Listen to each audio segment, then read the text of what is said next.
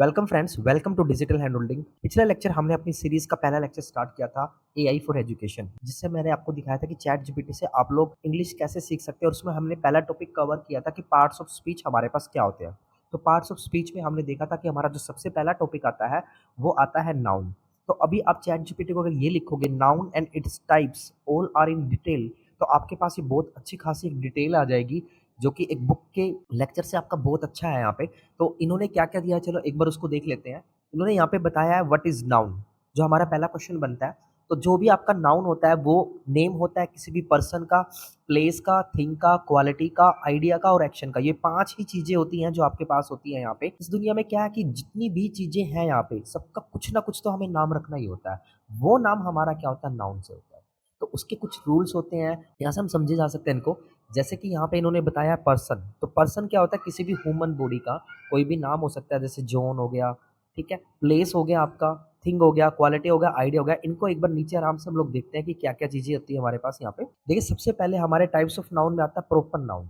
वो हमारी एक मिली जुली डेफिनेशन थी नाउन की। जब इनके हम लोग टाइप्स करते हैं तो बिल्कुल क्लियर हो जाएगा कि नाउन्स हमारे पास क्या होता है। तो एक प्रोपर नाउन क्या होता है, एक specific name of a particular person, place और थिंग। कोई एक स्पेसिफिक नाम जो किसी एक पर्टिकुलर पर्सन को दिया गया है, किसी प्लेस को दिया गया है, किसी थिंग को दिया गया है, इसका हमेशा पहला लेटर आपका क्या होगा, कैपिटलाइज होगा। यानी कि किसी का भी नेम, जैसे कि यहाँ पे दिया हुआ है महात्मा गांधी, किसी कंट्री का नाम दिया हुआ है, एक रिवर का नाम दिया हुआ है, तो ऐसे कोई भी चीजें होती हैं जो एक पर्टिकुलर है और एग्जिस्ट कर रही हैं, तो उनको हम प्रॉपर नाउन से डिनोट करते हैं। कॉमन नाउन वहीं पर क्या होता है हमारा, कॉमन नाउन मतलब किसी के लिए कोई नाउन कॉमन है। जैसे कि ऐसे ही बोला मैंने वुमेन, तो ऐसे ही है हमारे पास बॉय।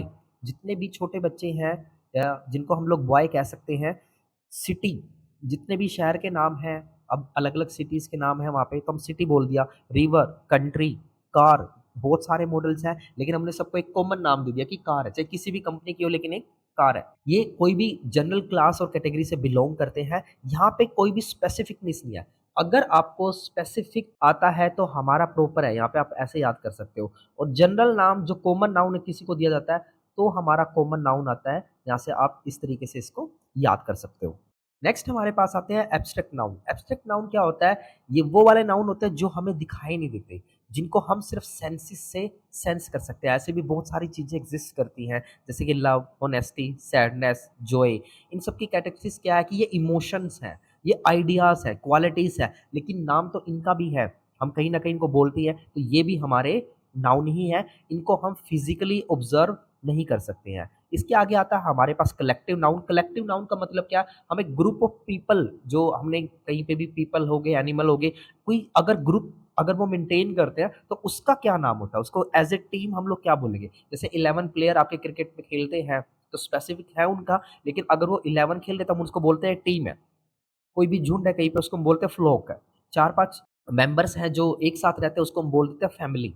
पूरी फोर्स को हमने बोल दिया यहाँ पे आर्मी। तो कलेक्टिवली, अगर कलेक्टिवली कहीं पे भी कुछ चीज़ों के नाम दिए जा रहे हैं, तो हम वो क्या देंगे, वो हमारा कलेक्टिव नाउन मेंटेन करता है। इसके बाद हमारा रह गया material noun. Material noun means बहुत सारी चीज़ें हमारे यहाँ पास किसी मटेरियल की बनी हुई है, मीन्स कंप्लीट जो चीज़ बन चुकी है। जैसे चेयर है, ये मटेरियल नाउन नहीं है हमारे यहाँ पे, लेकिन गोल्ड जो मटेरियल है उसको हम लोग यहाँ पे मटेरियल की, जैसे कि वुड है। चेयर हमारा एक यहाँ पे प्रॉपर नाउन हो गया, लेकिन वुड यहाँ पे हमारा एक मटेरियल नाउन है। इस तरीके से जब आपको सारे नाउन्स के टाइप पता लग जाते हैं, तो आपको वहीं पर नाउन्स की कुछ थोड़ी सी ज़्यादा समझ आ जाती है। अंडरस्टैंडिंग पावर थोड़ी सी आपकी ज़्यादा बढ़ जाती है, और जितना ज़्यादा आप चीज़ों को अंडरस्टैंड करोगे, उतने ज़्यादा रूल्स आपको सही से समझ में आएंगे और आप उसको उतना ही बढ़िया तरीके से इस्तेमाल कर सकोगे। यहाँ पर हमने क्या देखा कि जो भी हमारा यहाँ पे प्रॉपर नाउन था, उसका फर्स्ट लेटर कैपिटल था। बाकियों में ऐसा कुछ नहीं है आपके पास यहाँ पे अभी। और बाकी हमने टाइप्स, यानी कि हमारे सेंटेंसेस में अगर कोई भी चीज़ आएगी, तो कम से कम हम उसका टाइप बता सकते हैं, या हमें पता लग जाएगा अच्छा ये वाला नाउन ये है।